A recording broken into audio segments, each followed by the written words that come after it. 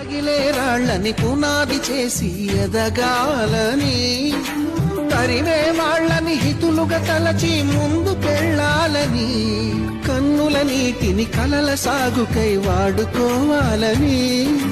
కాల్చే నిప్పుని ప్రమిదగా మలచి కాంతి పంచాలని, గుండెతో ధైర్యం చెప్పెను, చూపుతో మార్గం చెప్పెను,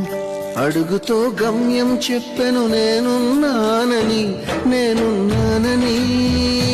నీకేం కాదని, నిన్నటి రాతని మార్చేస్తానని.